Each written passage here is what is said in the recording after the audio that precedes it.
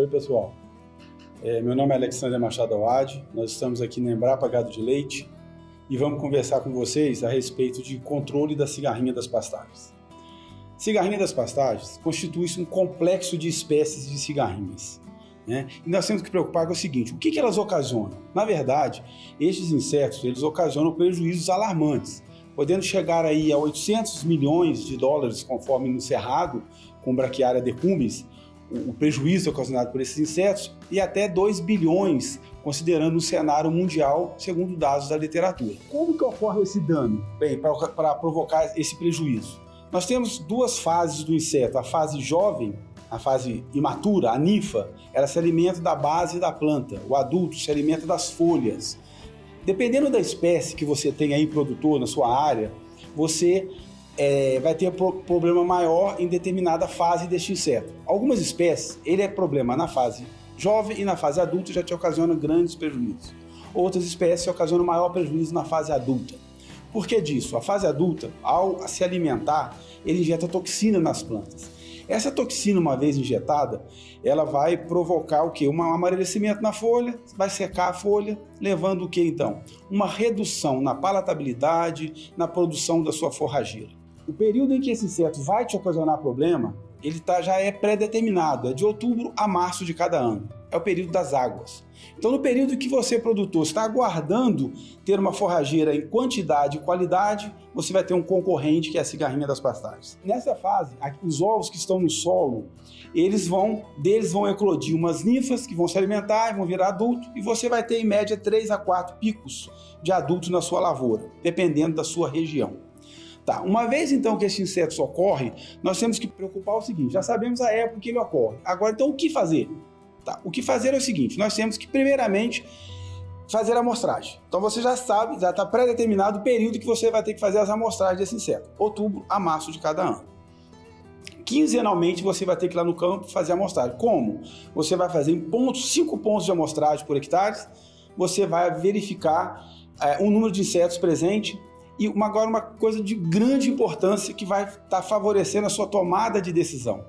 Não é só o número de insetos, é também em que fase aquele inseto se encontra lá no campo.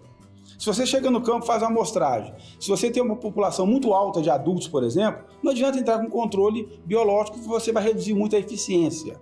Da mesma forma, se você chega no campo e encontra o seu pasto já praticamente todo seco, você não vai ter eficiência nem com controle químico.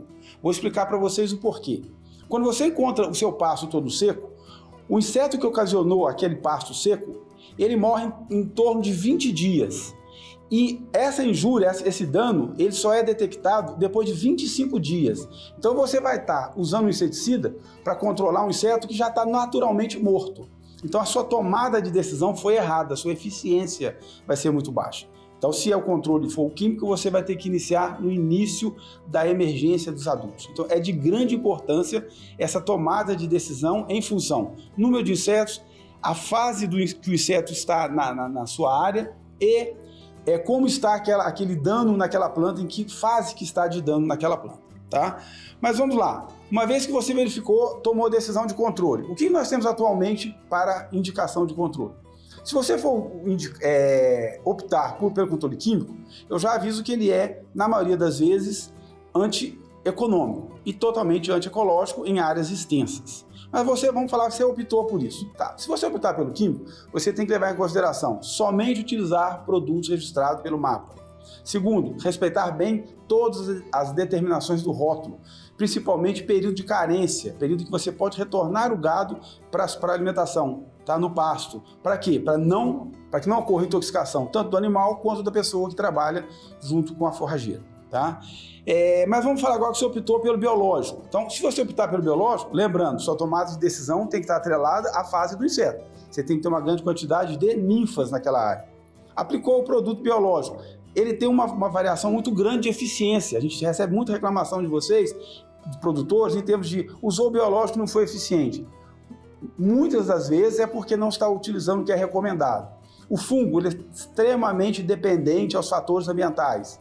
Então, altas temperaturas e, dependendo da hora de aplicação, com altos índices de radiação solar, a sua eficiência cai muito. Por que não, então, utilizar o que é recomendado pelo pelo produto, né?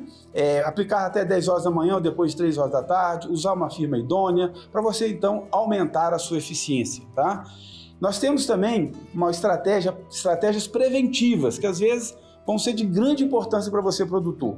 Utilize diversificação de pastagem com cultivares resistentes. A Embrapa tem hoje lançado Braquiária brisanta cultivar marandu, que ela é resistente a algumas espécies de cigarrinhas das pastagens. Temos o híbrido Ipiporã. Então, se você está numa região que você já tem um histórico, um problema, diversifique a sua pastagem.